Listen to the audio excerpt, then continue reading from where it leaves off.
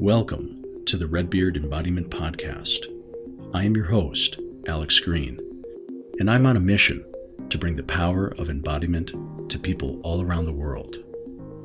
In this podcast, we explore how embodiment practices, trauma healing, and knowledge about the human nervous system can help us find our ground, discover new sources of meaning, and create connection in an ever-changing world.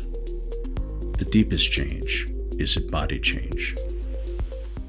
Good morning, everybody. I am sitting here today in Boulder, Colorado in the US, and I am having a conversation with Philippe Beyvin, who is based in Paris, France. And today is our first time meeting in person, although I found Philippe by following his work on Instagram, of all places, and I will share all about that in a moment. But Philippe is a number of things, but he is a strategy consultant. He's been an editor for a publishing company. He has a passion for literature and amateur photography, which I must say is doesn't look amateurish to me.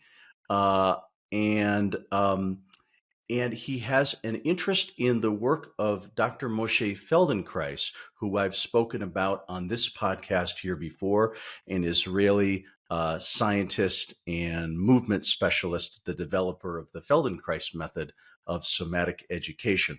And Philippe, the way I found him is he started an Instagram account called the Feldenkrais Athletic Club.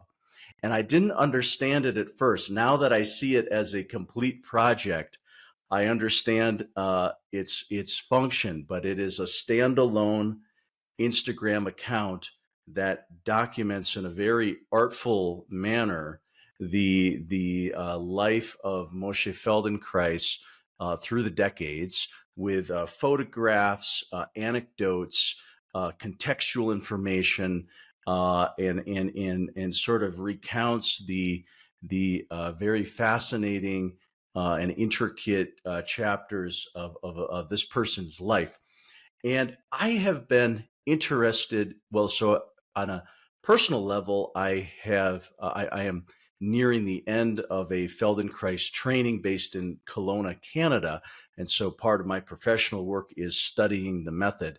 And Feldenkrais has been a big influence on me over the last decade or more as a body worker, from his thinking and his writing. But I've also been extraordinarily impressed with just him as a person. His biography is unique and fascinating. And we have an English language recent biography done by Mark Rees, that's been published, which is a big contribution. But Philippe, in addition to his beautiful Instagram project, is also working on a French language biography, as well as some of his Philippe's personal experience working with the method. So the reason, Philippe, I'm so excited to speak with you today is because you've done basically a deep dive into the life and minutia of Dr. Feldenkrais's legacy. And I would love to hear about how that passion developed for you. And then, of course, let's go through some of the interesting details of this man's life and contribution. So thank you so much for being here. Thank you for receiving me, and excuse me for my French accent. I will try to speak your language. And to answer the question, well, I personally came to the Feldenkrais method because of my damaged left knee. And for almost 6 months, I saw doctors who couldn't explain and fix my knee. And so, and then I broke my back. So I was in a very bad shape, and still the doctors couldn't explain anything. And so I thought to myself that I had to look for some other things. And I thought, because if nobody can fix my body, it's maybe in my mind. So I went to see a hypnotherapist, And I saw her only once, but when I saw her, she told me, well, for your knee, you should do some Feldenkrais or Qigong. I know Qigong, but I didn't know anything about Feldenkrais. And I told her, Felden what? Can you spell it? So she wrote the name on a post-it. And when I came home, I went on the internet and saw things about Moshe, and the first thing I saw was a video of a man on the floor doing very slow movement, and I said, "Okay, I can't move myself. I can't stand that. So maybe it can work." So Mm. I looked for a practitioner and found an ex-dancer who had some knee problems too, and she just broke her back 1 month before me. So I said, okay, maybe she will be able to fix me. And I don't know nothing about Felden what, but let's try. So I went to see her, and the first thing she told me was, well, Feldenkrais method is not miraculous, but it can do miracles.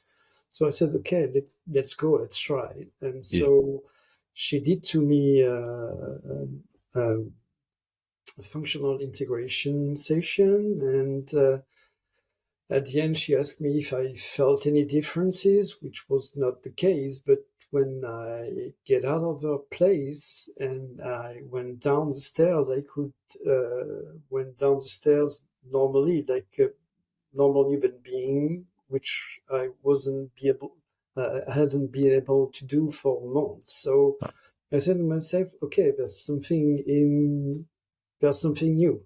Right. So I practiced with her for 3 months, functional integration lessons, and then I went to awareness for movement lessons too. And since then, I stopped doing Feldenkrais method because I think it's so powerful. So, and when I was working with her, I was very astonished that nobody talked to me about Feldenkrais before. It's still amazed me that the Feldenkrais method is not known. More known. Yeah. Yeah, Yeah. it's like a very big secret, but it shouldn't be secret. So Right. and and when I done the first research, I saw that he was an engineer, that he had practiced judo at a high level, that he was in France at one point. So Mm. if he was in France, I should have known about him. So, and I saw also a reference to Georgi Ivanovich Gurdjieff. And when I was a teenager, I read books on Gurdjieff or from Gurdjieff, even if I Right. couldn't understand not that much. But so I said, okay, and I practiced Aikido when I was a teenager too. So I said, okay, this guy, nobody knows this guy, but the method is so powerful. And then when I was a teenager, I practiced things not close, but not so far. So I wanted to know where it was coming from, his influences, and so on. And when I did the first research, it appears that when I was a teenager, I had some of his books in my hands because my father was practicing judo in the 50s, and Mm. at that time in France, there was only Moshe's books on judo, and Mm. so I had some Feldenkrais books in my hands, but Without knowing it. yeah, didn't re- I didn't recall his name. And Right. so I said, okay, the method helped me, and I have to contribute to the method. And since I'm a literary guy, I said, okay, let's work on a biography of Moshe in French. Very cool. So when was this? So for you, with your original, the knee injury and the back It was injury, 2 years ago, I see. and we fixed with my practitioner the knee in 4 months. Great, wonderful. Yeah. Well, and just for listeners, because so you referred to first you began receiving what's called functional integration lessons, which are one-on-one, hands-on work, hands-on lessons. They're called because it's meant as an instruction for the nervous system, and so the functional integration refers to that. And then you also joined the group awareness through movement classes where it's not hands-on, but you're guided through some movements and self-study. Were both equally valuable for your healing, or how would you describe that? But at the beginning, I was not able to do awareness through movement lessons. I was really weak, and the first lessons I've done, I couldn't do half of it, even if it's quite easy and everyone should be able to do the movement. But really, I was with my broken back, my swollen knee, I was out of order. Right. So and then after 3 months, I was quite better, and I began in the functional integration lessons in July, and in January, we fixed my knee in January. Mm.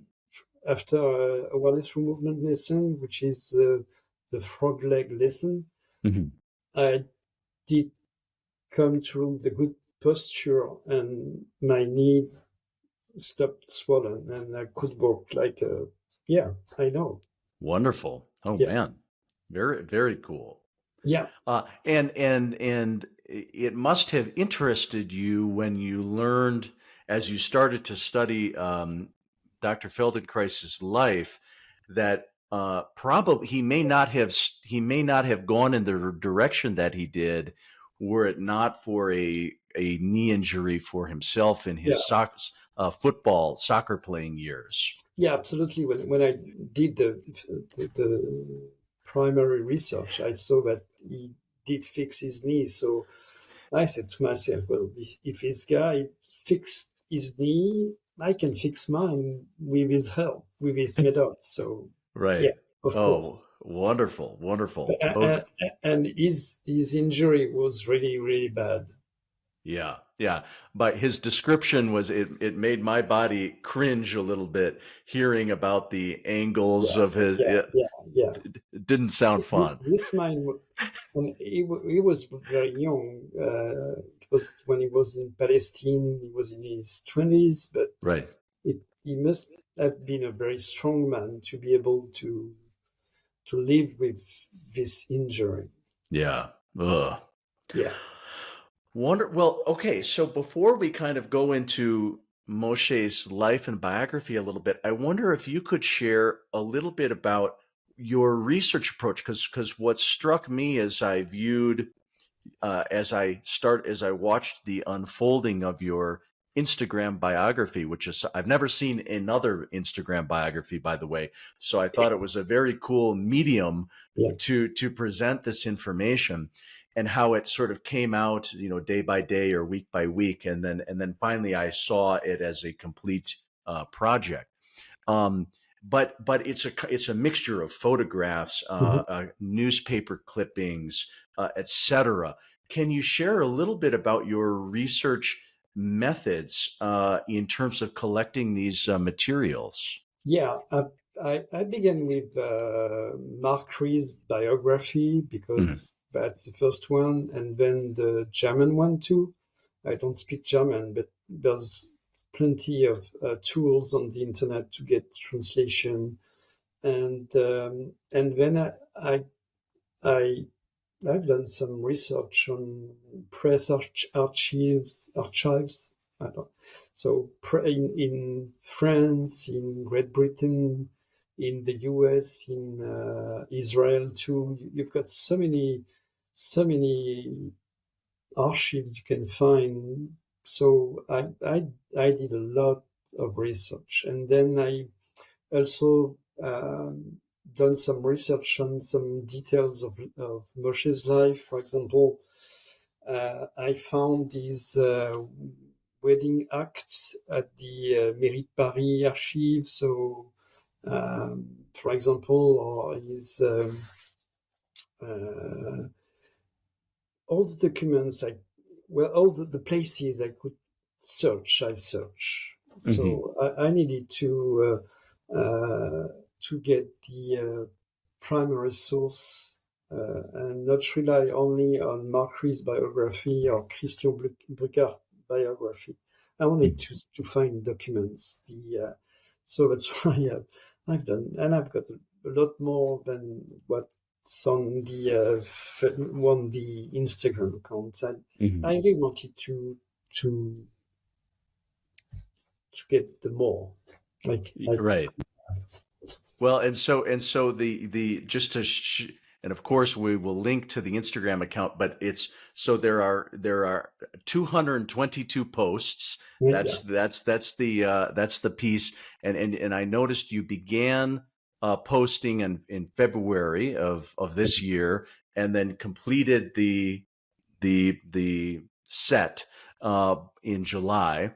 So sort of over a 5-month period approximately was the unfolding of these the composition of this life story. Very, very cool. Well, let's talk a little bit about just some of the maybe we could just paint a picture, a trajectory of Dr. Feldenkrais's life. And I know some things, of course, but you are the biographer, so I'm going to defer to you. How can we set the scene for our listeners? Yeah, well, there's a well-known mythology, biography of Moshe, who was born in 1904 in the Russian Empire, and he decided at 14 years old to quit his parents and to go to Eretz Israel. So he went there by foot alone. It was a 6 months journey. I can't even think of a young boy crossing all these countries. It was still the war, First World War, arriving in Palestine, which was really new, and he then worked on building sites, and all these kids were living on the beach, and there were kind of a lot of freedom, I guess, at that Right. time,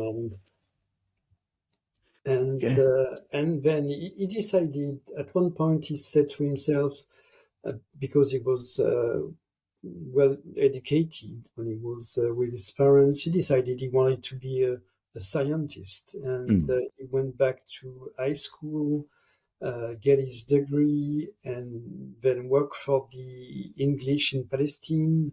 And then he said to himself, that's not the life I wanted. I want to be a scientist. And so he decided to get a degree somewhere. And he met at that time a young woman called Yona, who became his wife. And they both decided to go to France.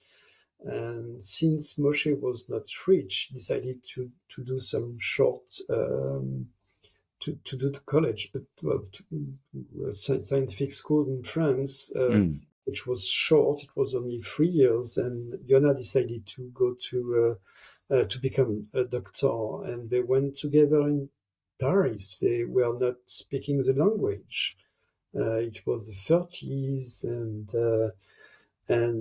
Moshe went to this school called École supérieure des travaux publics, and at that time he was the last in class, and he went out the first, even if he wasn't speaking the language 3 years before, which is kind of amazing. And during that time, when he was in Palestine, he practiced jiu-jitsu.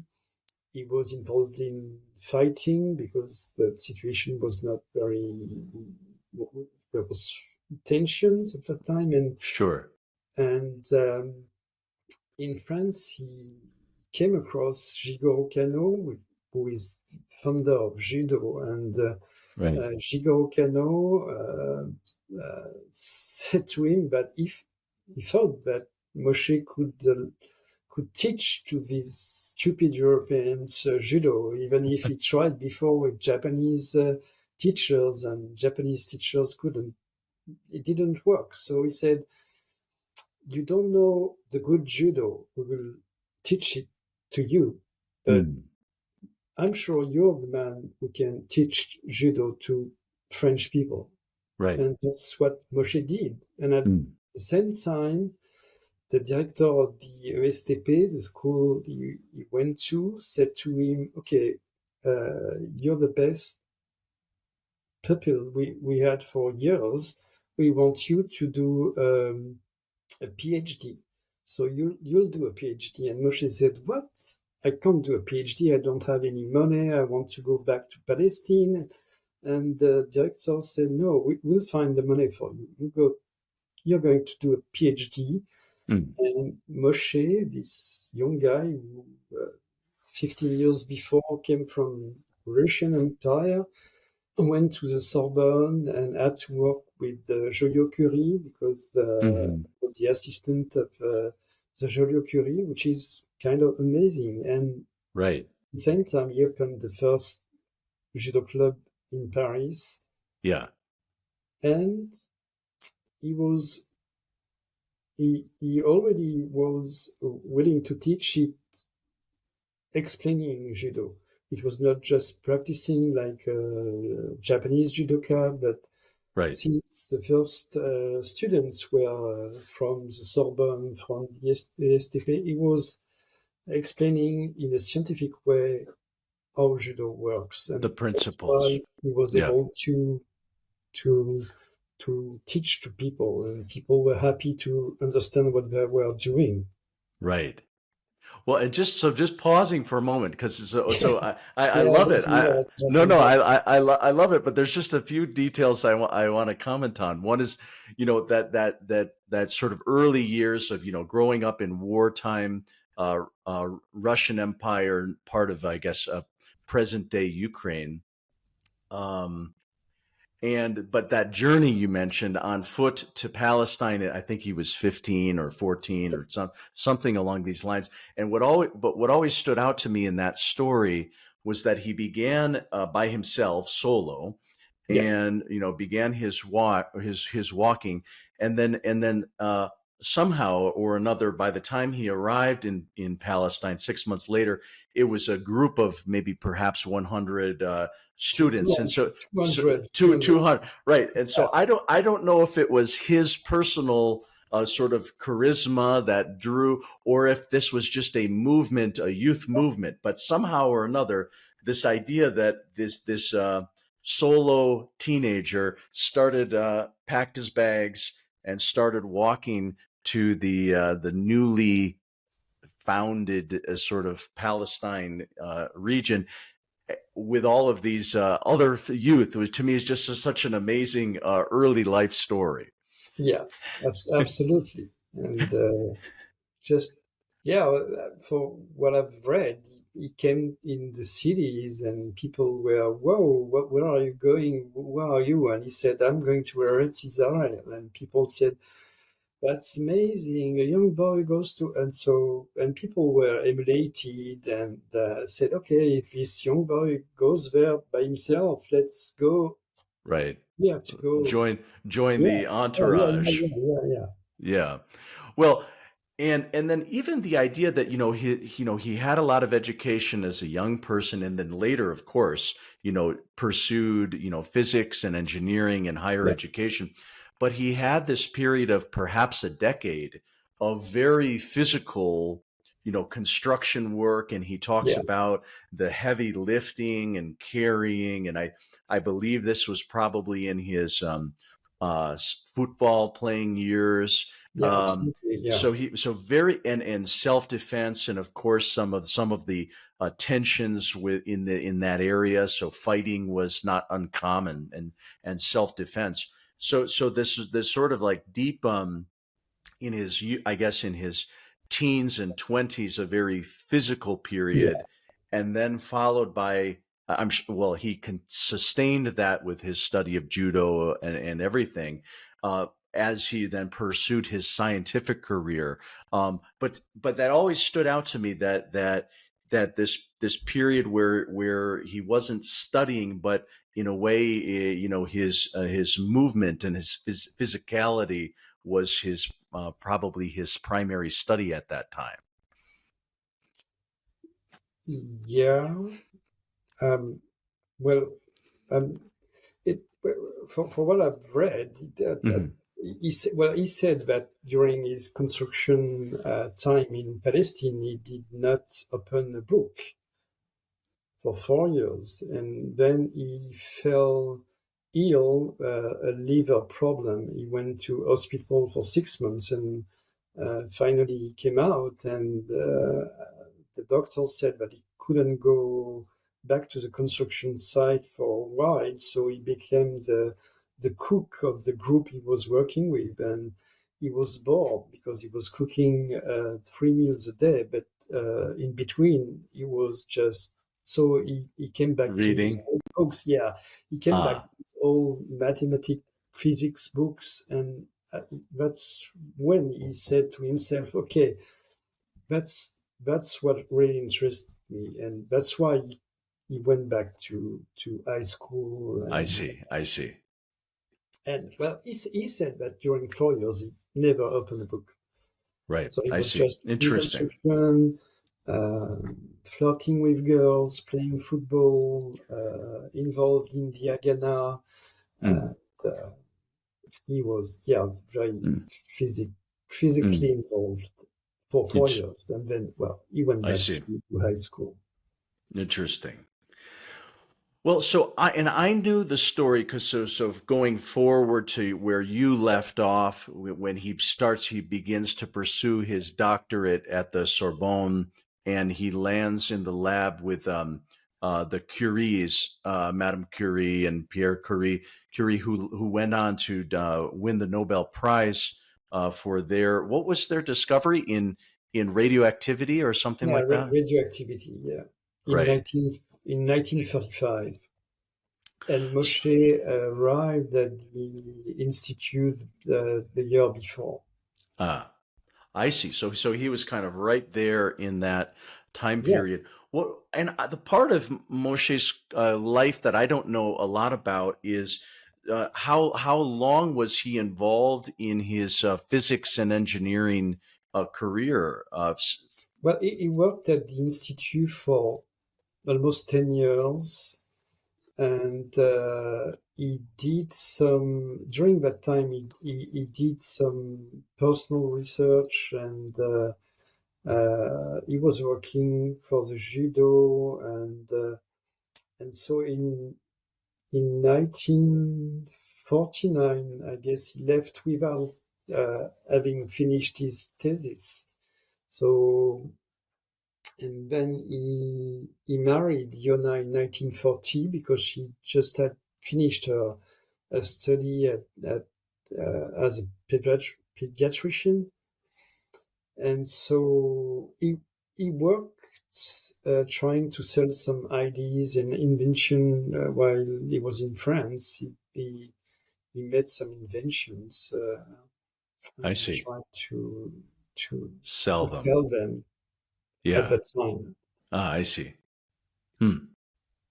Hmm. And then in 1940, the war was there, the Germans were there, and so Joliot-Curie at the Institute of Radium tried to help Jews from the lab to escape.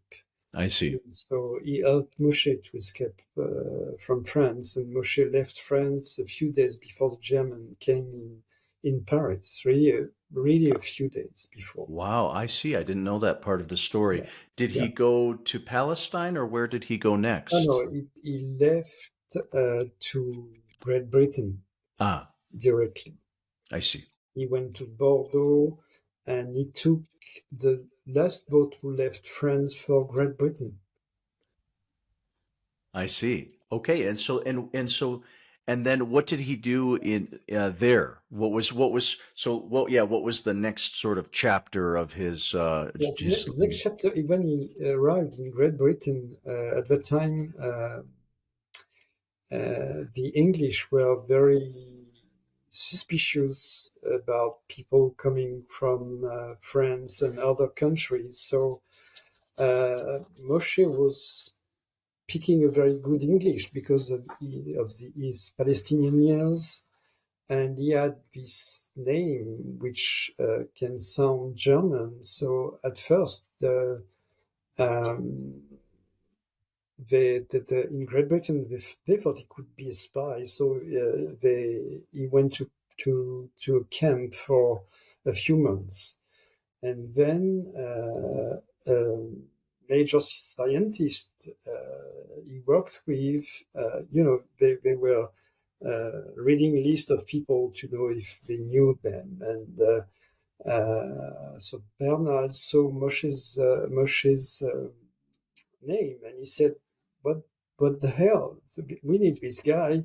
He used to work on things in France. We need, so we need him." So he went out from the camp, and he was sent in Scotland to work on Isaac radar for the British Navy.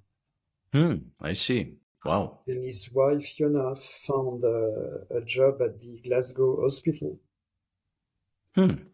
Hmm. And so for 4 years, Moshe worked on research with the English. And because he is Moshe, he came back to judo too. He told them, because they have some spare time, he said, "Okay, I can teach you judo." And so he teach them judo at that time too.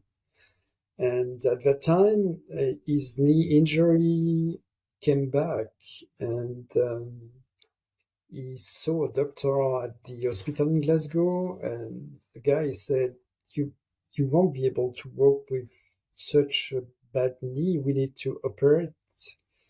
And Moshe said, "I'm not sure. What are the chances for the knee to be good again?" And the doctor said, "Well, 50-50." So Moshe said, "I prefer not to." Yeah. And so, but he had really big problems with it. And so since he was doing some judo, and at that time he was also thinking about a book already about how the body is functioning and so on. And he tried on himself what he was trying to think about. And that's in Scotland. That's where all the method begins. All this work Hmm. on the method, because he was doing some lecture to his Polish scientist, and he was working on him. And then his colleagues asked him to work with them with this new thing he was trying, Hmm. um, and he fixed his knee in Scotland. Ah, okay. And this is, are we still in the late 1940s or are we in the No, 1950s? it's before the end of the war.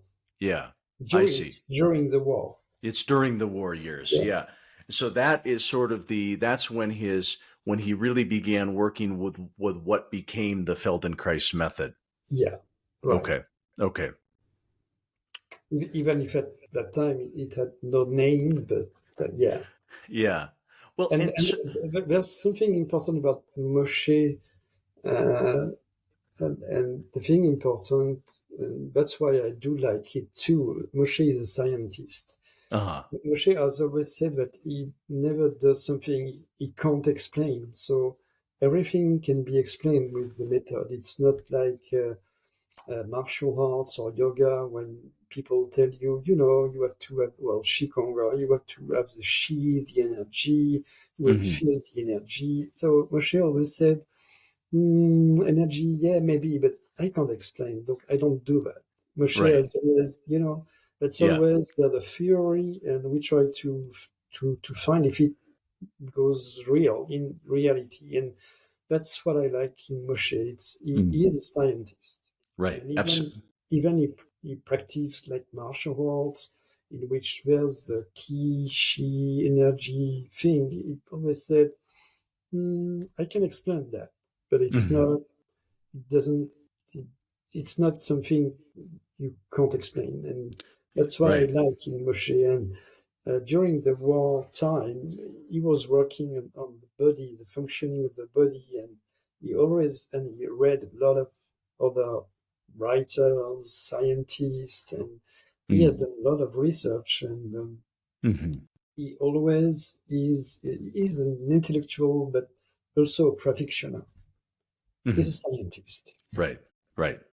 He's sort of a research as a scientist. He's kind of both he's maybe a little bit a theoretician, but he's an experimentalist. Yeah, yeah, right, right. If anything, yeah, yeah. Well, so what as I reviewed through your Instagram page, and I'm reminded of how many how the degree of sort of cross fertilization with with his ideas. As you said, he both studied a lot, like he studied the from Alexander technique, for So, instance. He studied with the mystic Gurdjieff. What tell so in his where I think we're in sort of his middle years, perhaps. What yeah. were some of the intellectual collaborations or that seem important from your perspective? Well, Alexander for sure, because all the work on the posture, and even if he had some bad relation with Alexander, he worked with one of his students. Right. Gurdjieff was important. Uh, the, the thinking of Gurdjieff, but also something that is less known in Gurdjieff. Gurdjieff. There's a lot of dances and what Gurdjieff called work. And there's a lot of movements, Right. exercise in Gurdjieff that are less known. And Moshe was part of a Gurdjieff group in London after the war, and he learned a lot with that. Even if he didn't like the mystic part of Gurdjieff, he learned a lot from the The dancing, methods. the movement, all that thing. And Yeah. so, Well, let's take a moment just to briefly just because I Gurdjieff was only a name I knew until but as I did a little bit of research, I realized that in his day he was quite a known, influential, considered as a mystic or within that tradition, but with his own methods, as you say, what's called the work, and in a major aspect using dance and movements to music. I think he even did some of the musical yeah, composition. But absolutely. anything else you would add to the listener who doesn't know, who like me didn't know very much about Gurdjieff? Anything else that Mhm. Well, Gurdjieff, when he was young, went to Asia and to find some people who could teach you. He was like, it was in the 20s, and it was at that time people were looking for a sense, yeah, sense of life. And so he went to all traditional people to learn that. Mm, mm. And he came back with all all he knew about it and tried to.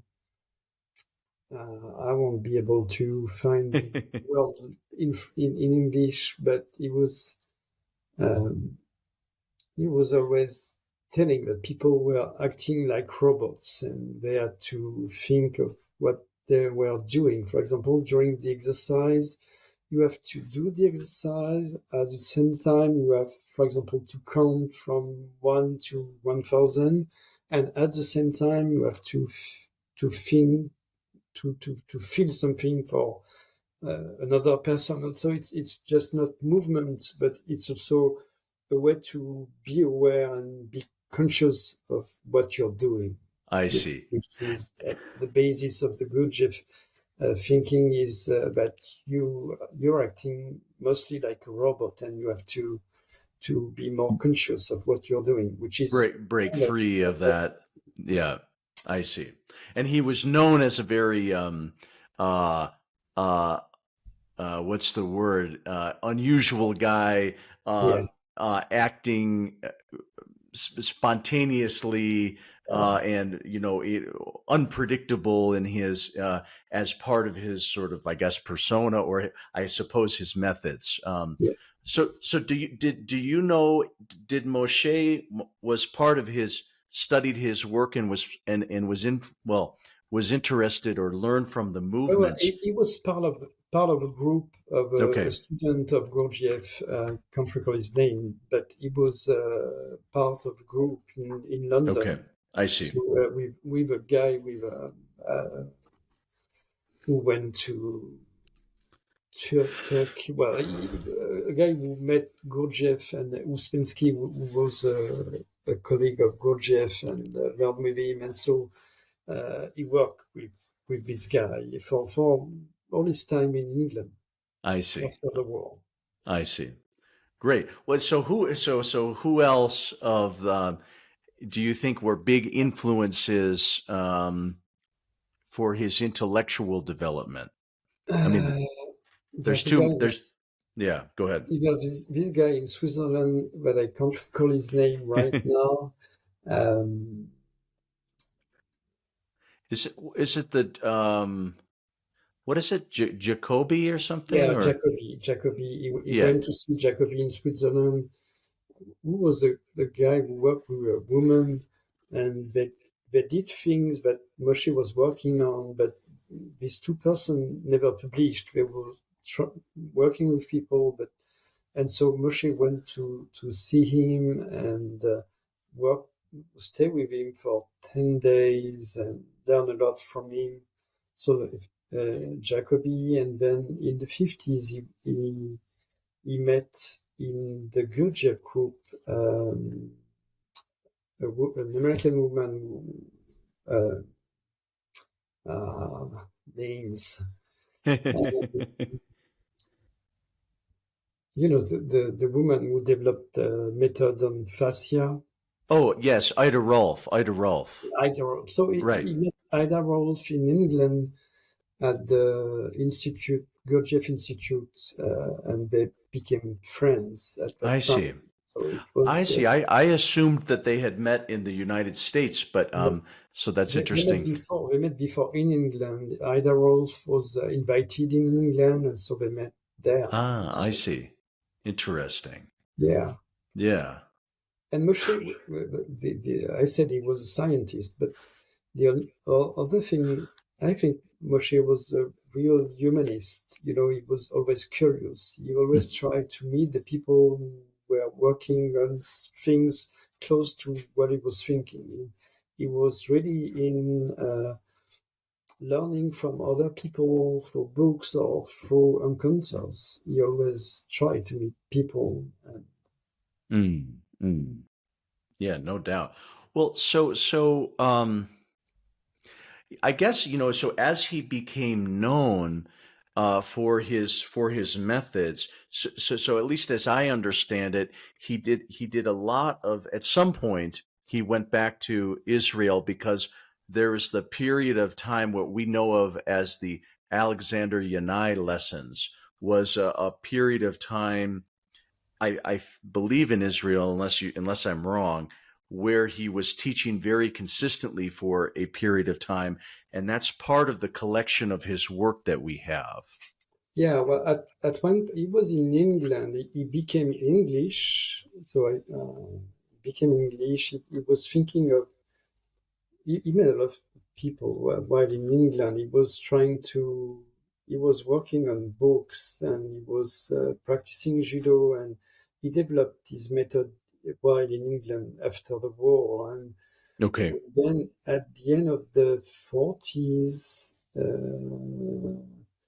he was approached by Israeli people to help them with defense projects and to procurement of, to because Israelis wanted to construct some defense weapons, and they needed people in Europe to help them with that. And so he began to work with the Israeli states, and then he thought he had to go back to Israel. Mm, mm, His wife Yona left him to go back to Israel, mm. and so at the beginning of the 50s, he went back to Israel, and he worked for 2 years with the defense, and he was not that good in research. And when he came back in Israel, he was already still doing Moshe's thing, which is movement and his method, trying to teach it to people. And so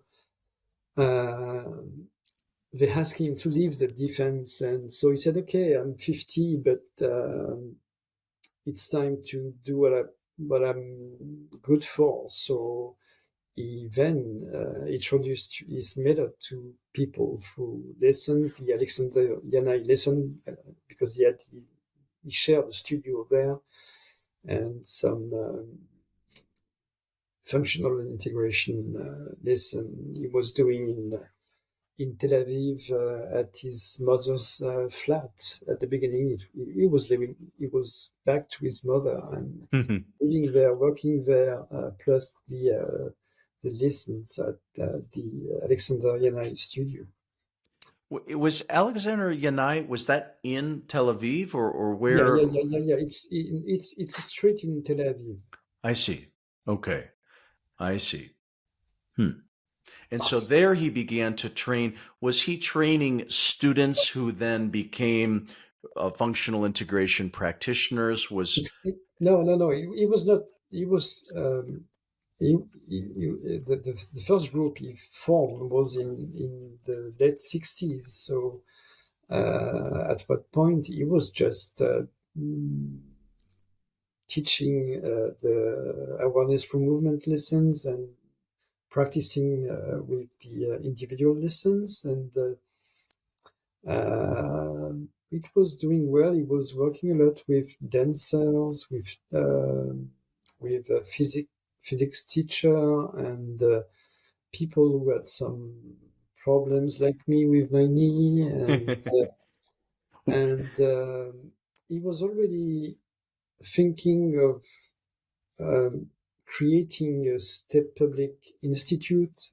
He was really in my method is something scientific that everyone in Israel should learn. And so he was lobbying to get to know people. And a few years before it came to him, he tried to meet David Ben Gurion, who was the head of the states. And Right. Right. in 1957, one of his friends, who was a scientific very close to David Ben Gurion, he introduced to him, and Moshe was able to help David Ben Gurion with his back, Right. and it helped a lot Moshe because he was one of his clients was the head of the state, so he had a lot more clients, and he was able to talk to Ben Gurion to help him to create the state-owned institute of his method. Ah, And I see. he worked a lot on that for years and years, and Ben Gurion helped him, introduced him to people in the United States to get financing in Israel, but he has never been able to create it, which This institute. was I see. Interesting. Well, and there's that famous photograph of Ben Gurion, and was it public at the time? Was it in a newspaper or something? It's showing yeah, yeah, David Ben Gurion doing a handstand on the yeah, beach.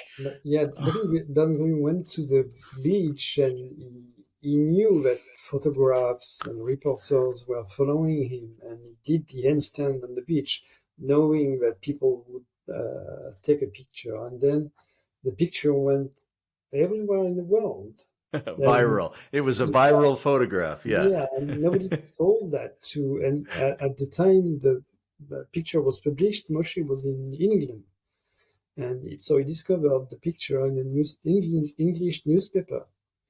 So, but it helped Moshe because then everybody knew that it was Moshe. Popularizing Yeah, his, yeah, putting his name out there. yeah, But something that always struck me in Moshe Feldenkrais is, is that he knew, and maybe it was later in his later years, but I mean, he knew many high level people. I mean, in the judo world, of course, he was right at the top, with the Jigoro Kano and other, instructors, and he continued his judo career to a yeah, high right. level of training. But even among scientists, Ben Gurion as the head of state, later important. I think, was it Margaret Mead? He Yeah, There's a story about Margaret Mead where he gave her the key to understanding. She's an anthropologist. Understanding something she was that was later in the 60s, but really right. during his Israeli years, at the beginning of the state of Israel, he knew everyone in Israel, and everybody knew him when he was walking in the street. Everybody was, "Hello, Moshe." Right. Everybody knew him in Tel Aviv for sure, and in Jerusalem and at high level state, because he knew very many scientific people and political people. Mm. So he even fixed Moshe Dayan health too. So he worked, and Ben Gurion helped him to know people too. Mhm. Very cool. Well, let's jump a little bit Yeah, forward to the sort of, I guess, maybe in his later years after, the Alexander Yanai period, he began traveling to the United States and probably other. I mostly know about his time in the with San Francisco and Esalen, and the his final training in the United States was the yeah. Amherst series. Well, But so I'm sure that the method would have disappeared without the people at SNM. I see. Yeah, that's really what I think, because in Israel he found 13 teachers, but 13 people in Israel is not that much. And there was this longtime friend in Switzerland. He found him before, and so you were 13 people in Israel, one guy in Switzerland, which is not that much. And then people at Esalen were always looking for new forms, and they introduced him in the States. And in the States, people were not look, were listening to him, and thought he had things to teach, which was much more difficult even in Israel. And the people at S7 helped him a lot to develop the method, and I'm sure that without them, the method would have disappeared. Mm. So And so, what was that in the 1970s? When did he connect to Esalen? Do you? yeah, at the beginning of the 1970s, yeah. Okay. So then for Then it quit. Yeah, for about 10 or 12 years was when he was traveling to the yeah, United States and doing teaching bigger numbers of developing students, absolutely, basically. Yeah, I see. absolutely. I see. I see. Wow. What else?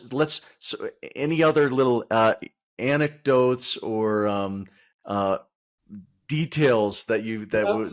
I was talking about the thing that Moshe was a humanist, a very curious guy, and he learned from the other. And there's uh, sometimes people forget one person who is his wife, Yona, because she was a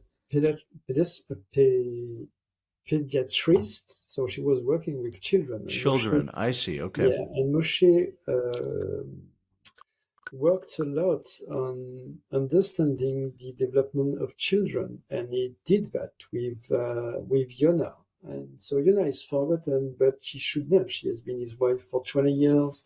They went to Paris together, to Scotland together. So I think she helped him a lot with understanding how a human being is learning. And it's a very Interesting. important thing in the method too. There's a lot of movement that are children movement. Developmental stages, Yeah, and that's still part of the way we learn as students, absolutely. by going through many of the watching videos of children, but then also performing the movements. So that's a big part of the method as Yeah. it's taught today. Yeah. And the other thing is that is less known maybe is that Moshe always worked with dancers. Even in the 20s in Palestine, he did took some lessons, dance lessons at that time, and he was since he was obsessed with movement.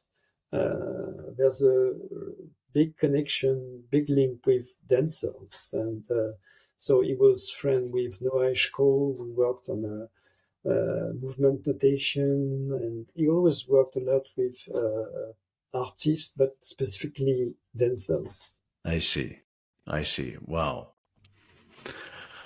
Well, so could we circle back to your work in your writing in progress? Because as I understood it, your part of it is biography, part of it is your own story with the method. Can you share a little bit about this writing project? Yeah, there's two parts. The first one is a biography, but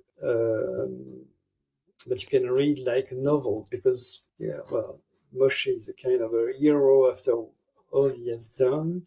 And the second part is how I came to Moshe's method, how I fixed my knee, my back, and how I became maybe a better human being.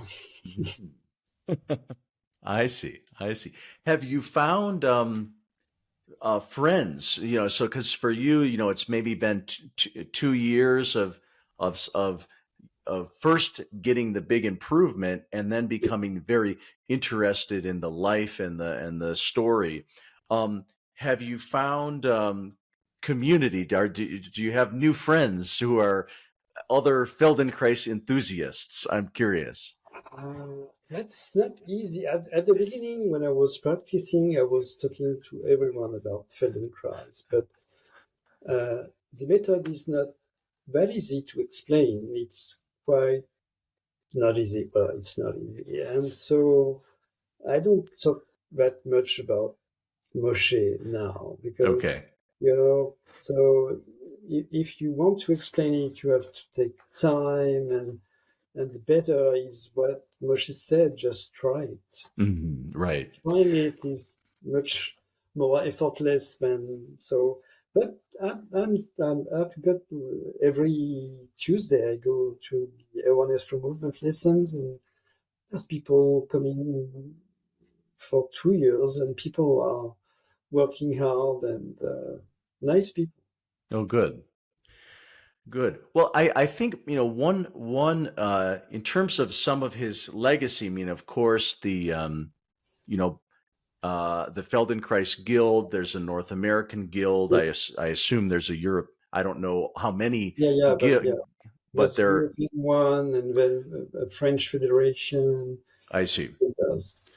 So luckily, there's, by the in the final stages of his life, he was able to teach students who then put together a curriculum and things like that. But the other thing, at least within American written materials, I think it was important that the Feldenkrais method was included in the work of a Norman Doidge. And Norman Doidge is a neuroscientist writing about neuroplasticity, and in many ways, in his books, look at the emerging science of neuroplasticity, and he credits Moshe Feldenkrais as in sort of being ahead of his time in believing that the human nervous system was more capable of change than many people believed in that era. So that's, I think it's valuable, at least in the United States context. That's done something to create a bit more awareness for the Feldenkrais method, as still useful in today's methods and techniques. So that's one addition. Do you think there's anything else that's sort of helping to keep the methods alive? Wow, that's yeah, but but I think one of his legacy is his belief that the strong link between the mind and body, for sure. The other thing, which is not the theory but the method in itself, it's everybody can do it. Mm-hmm. There's not that much method that are so easy to get in. Right. And that's one of the powerful thing with Moshe's methods. Everybody can do it, and you don't have to know very everything accessible, right? Anatomy. You don't have to know things about anatomy, or you don't have to be strong. You don't have to. Everybody can do it, right? And then you learn about yourself, for sure. You move better, and you learn a lot of things on the human body that nobody teach you before. So, but really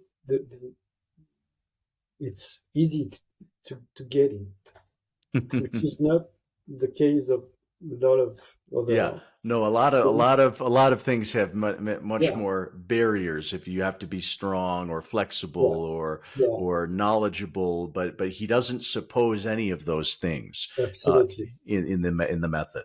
Yeah, it's human development in the broadest sense of the word. Well, Philippe, thank you so much. This has really been wonderful to hear about your process and some of the detail that has painted the picture of this method in his life. I really appreciate you taking time today. Thank you, Alex. Thanks for listening to today's episode of the Redbeard Embodiment Podcast. To learn more, visit us at redbeardsomatictherapy.com or send me an email at alex@redbeardsomatictherapy.com. If today's conversation resonated with you, help spread the word by subscribing and sharing with others.